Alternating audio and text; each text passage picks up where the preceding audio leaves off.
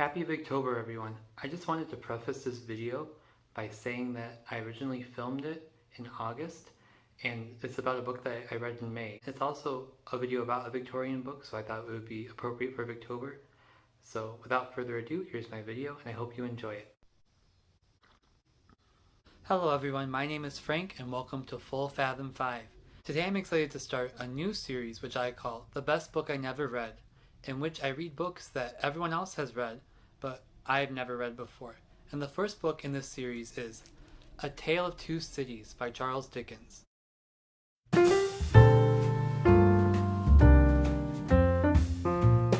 It was the best of times, it was the worst of times. It was the age of wisdom, it was the age of foolishness.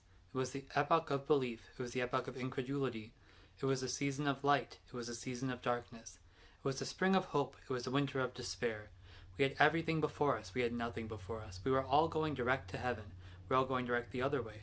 In short, the period was so far like the present period that some of its noisiest authorities insisted on its being received, for good or for evil, in the superlative degree of comparison only. So I was inspired to start this series through a personal resolution of mine. A few years ago, in casual conversation with some people I didn't know very well, when they heard I was an English major, they would bring up a few books that they had read, and they assumed that I had read as well, and I was embarrassed to realize I hadn't read them before.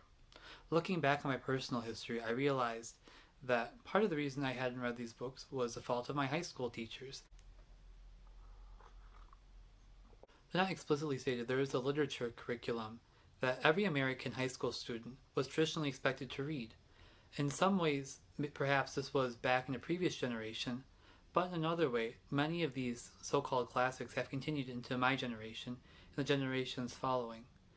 Though in many ways the high school curriculum of my generation does not look like the high school curriculum of my parents' generation, many of the classics that my parents read were also read by many of my contemporaries. However, in my case, I was not assigned the majority of those classics. Though I cannot say with certainty what the reason is, I believe that part of the reason why I wasn't assigned classics such as A Tale of Two Cities was because my class was undergoing an experimental revision in the curriculum. The main reason why we underwent this experiment was to allow for more advanced placement classes earlier on in our high school career. The other reason was to allow for more trendy reads to be included in our English curriculum, books with titles such as The Dumbest Generation and The Walmart Effect. Heard of them? Yeah, you probably haven't. They're basically out of date within a few months of reading them. Additionally, they're some of the most boring books I ever read. Though perhaps my teachers successfully achieved their objectives of shoehorning in more advanced placement classes, especially science and math related advanced placement classes, and also getting us through the AP English Literature and Language classes, they failed to imbue in us the classics that most Americans who went through public or even private American high school education read. As I've said before, I was also an English major in college. However, my concentration was Western and world literature. And of course, England and America are both in the West and in the world. But many of those classics were not reassigned in college because the assumption was that we would have read them in high school. The focus was more on non-British and American literature because that was another concentration I could have chosen. Additionally, if I had chosen that curriculum, I probably wouldn't have been assigned those books for the same reason.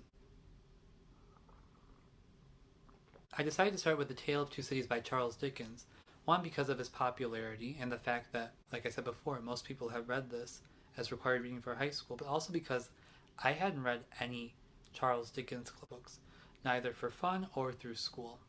Although I knew many of the stories of Charles Dickens' works, I really only read A Christmas Carol until this past year when I read Great Expectations and now A Tale of Two Cities. Although I greatly enjoyed Great Expectations, I was not as big a fan of A Tale of Two Cities. I think on Goodreads I gave it about 3 stars. I don't necessarily take my Goodreads reviews too seriously because it's more based on the mood I am in the instant I finish the book, and looking back I kind of wonder what I was thinking when I gave them those reviews, but I leave them because I figured that the book was fresh in my mind when I made that review. When I was reading A Tale of Two Cities in the hopes of augmenting my deficient high school English curriculum, I could see how this would be a book which would make sense to include in a high school curriculum. For a work by Charles Dickens, who was paid by the word, it's relatively short, coming in at only about 404 pages. With that in mind, I'm kind of afraid to read any more Charles Dickens if this is considered short. It also has a relatively simple plotline focusing on one or maybe two families depending on how you look at it, considering that they're joined at one point in the book Through Marriage. Also, it gives a perspective on the French Revolution, and at least the Victorian era, an orthodox perspective, as in the author's preface by Charles Dickens, he says that he's deeply indebted to a book by Mr. Carlyle on the French Revolution, which I understand at the time was one of the main sources of the Victorians' views on the French Revolution. And honestly, I think it would have been interesting to have read this book in conjunction with learning about the French Revolution in my history class. I don't even want to get started on the fact that the French Revolution was really glossed over in my high school education. I think the reason was that we didn't really have a European history class. We did have AP World History, but again, since we're focusing on the world, it's difficult to focus on one point in history. The French Revolution seems like something you really wouldn't want to miss, especially with its influence on the American Revolution. Now, my opinions on the book in general, as I said, even though it's considered short and a relatively simple plotline, I still feel that it's overwritten. The book itself is divided into 3 parts, and if I remember correctly, because I read this a few months ago, I think that I found the first 2 parts to be relatively well paced, and in some ways a part I expected to be the main plot was resolved relatively quickly with marriage. But the main plot of the 3rd book, and arguably was considered the main plot arc of the entire book, really was frustrating to me. I suppose I can agree with the common criticism that Lucy Manette is an annoyingly angelically perfect Dickens heroine. I can't agree that it's typical of Dickens because I haven't read enough of his works in order to compare her to other of his angelic heroines. But in some ways for me she was less annoying than Charles Darnay. He isn't angelically innocent like Lucy Manette, but for some reason it seemed that Dickens decided to make him perfect. Obviously not in an implausible way, but also I didn't really understand what the point of him was. In a sense, both Charles and Lucy had ties to England and France, but it wasn't because of their characters that we were looking at them. Their characters are arguably pretty boring. It's the fact of the circumstances of them being connected to those 2 great cities, London and Paris, the 2 cities of the tale that we're reading, that we're paying attention to them at all. Character-wise, I was more interested in Sidney Carton, and I felt that Dickens didn't focus on him enough. Even Jerry Cruncher is much more interesting than Lucy and Charles Darnay. I have to have the cast of characters open in order to make sure I have everyone's name correct, because like I said, it's not quite fresh in my mind. This book did have a lot of interesting characters, and like I said before, they're more the side characters than the main characters. While reading this book, it was interesting to talk to both of my parents, who had either both read this book and seen movie adaptations of it, to see what they remembered from it. My mom remembered that the characters in Paris called each other citizen. My dad had some idea of a controversy over what the 2 cities were, whether they were both London and Paris, or Calais and Dover. I pointed out to him that at one point in this book, the word 2 cities is italicized in reference to London and Paris, so I wonder if that controversy came from a teacher who didn't have a close reading, or perhaps it was a convoluted literary theory of my dad's.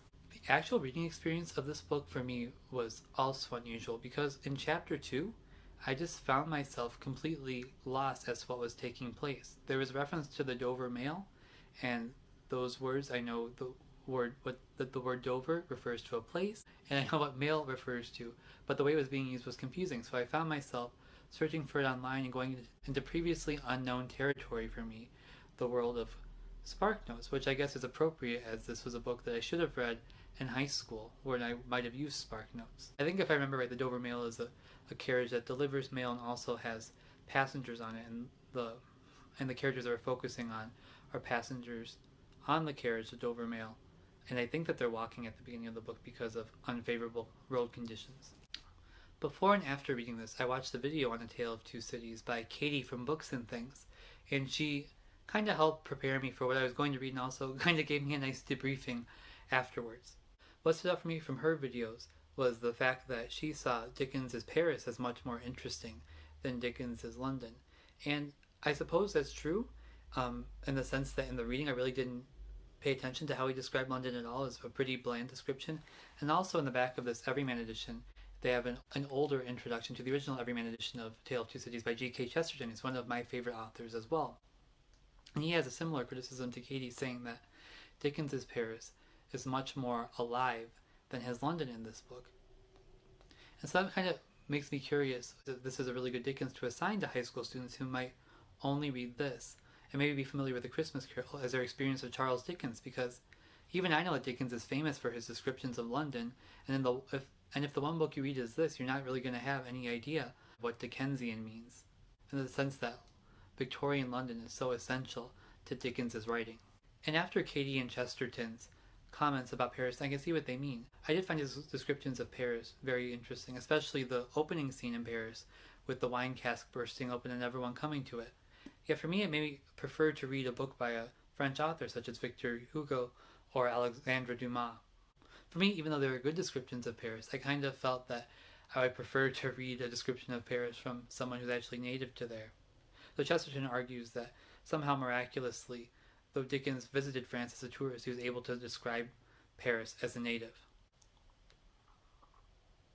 And though I can't necessarily corroborate Chesterton's claim, I was impressed by the humane way in which Dickens described the French, just by knowing at least the stereotype of Victorian prejudice and the fact that England and France are lifetime enemies. In a sense, the French Revolution was seen by the Victorians as France at its worst, and yet Dickens avoids demonizing the French. Of course, he describes their mob mentality and some of the brutal things that they do, and yet he doesn't dehumanize them.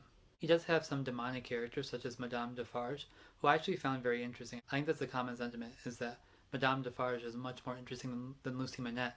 And even though Madame Defarge seems to be pure evil in this book, even she has a backstory that makes her a sympathetic character. It was also very interesting to watch her interactions with Miss Pross. Here I kind of saw more of the Victorian English prejudice towards the France, but it was displayed in a comical way. I felt like it was taking me a very long time to finish the last part of this book, and it was more because of the internal pacing of the book. I just felt that Dickens could have resolved this much more quickly.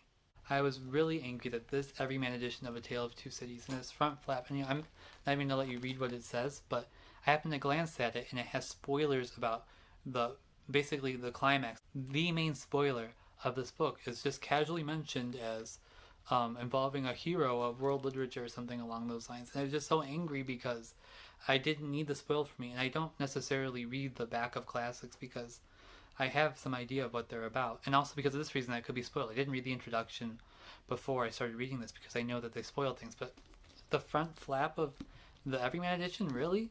Really? If I wasn't embarrassed for not reading this book before, I definitely was after glancing at that front flap. This might be a minor spoiler, so if you haven't read Tale of Two Cities before, and I'm not going to make you feel bad if you haven't, because I hadn't until this past May, you might want to tune out for a couple seconds. But I didn't really understand the purpose of making I'm probably going to butcher these names, the Marquis de Saint-Evremont. The two marquises, I might try to make it plural because French words are hard to pronounce, but I don't understand why Charles Dickens bothered to make them twins and then didn't really follow up with that. I think it would have made sense having these two marquises be identical twins, and since one of them is the father of Charles Darnay, and since he has such a striking resemblance to Sidney Carton, having Sidney Carton be the illegitimate son of the evil Marquis, since apparently he's known to have done lots of evil things in the country. Since he's already known to be a despicable individual, it wouldn't be so out of the realm of possibility that Sidney Carton could have been his illegitimate son who ended up in England because his father left him penniless. It also would explain why Sidney Carton is so fluent in French and familiar with French culture. Overall, I'm definitely glad that I read A Tale of Two Cities by Charles Dickens, and I can see myself coming back to revisit this in a couple years, but it was not one of my favorite books. I can see why this is one that people say they remember reading in high school, but never really with fond memories. So what did you think of The Tale of Two Cities by Charles Dickens? Did you read it in high school? What did you think of it at the time, and have you read it since then? Are there any books that you feel that everyone else has read that you haven't read? Do you have any suggestions for me to add to my reading list? Because honestly, I have not read most of the classics that I feel most people have read in high school. So I'm always looking for more recommendations. If you enjoyed this video, please be sure to give it a thumbs up. And if you'd like to hear more of me, please don't forget to subscribe. I hope you're able to take a break from YouTube and read a book today. Bye!